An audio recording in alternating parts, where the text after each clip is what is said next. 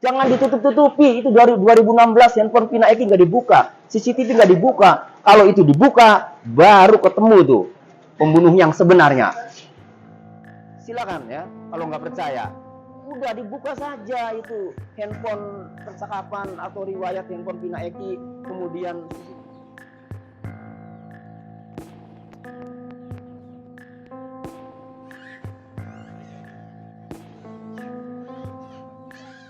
kami yakin ya, penyidik Polda Jawa Barat tidak akan bisa melengkapi alat bukti karena memang alat buktinya itu memang tidak ada. Kan kami sudah sering berteriak, apa alat bukti yang dimiliki oleh penyidik ya, sehingga menetapkan kami sebagai tersangka.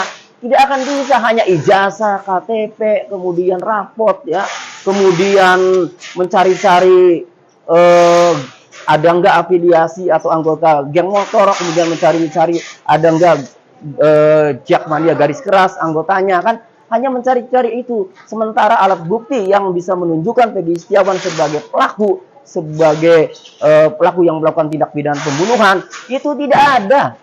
Kami jamin itu tidak ada. Jadi buat penyidik, sudahlah ya. Penyidik itu seharusnya melakukan penyidikan atas kasus pembunuhan Vina Eki ini, harusnya berangkat dari handphonenya Vina Eki. Vina punya handphone, Eki punya handphone, dalam putusan pengadilan itu ada. Diusutlah dari situ. Jangan ditutup-tutupi. Itu dari 2016 handphone Vina Eki nggak dibuka, CCTV nggak dibuka. Kalau itu dibuka, baru ketemu tuh pembunuh yang sebenarnya. Silakan ya, kalau nggak percaya.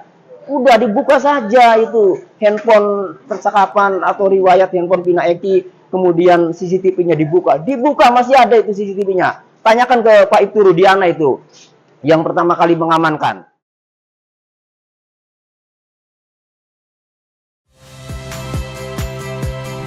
Saya Rahmat Ibrahim. Saksikan program-program Kompas TV melalui siaran digital, pay TV, dan media streaming lainnya. Kompas TV, independen, terpercaya.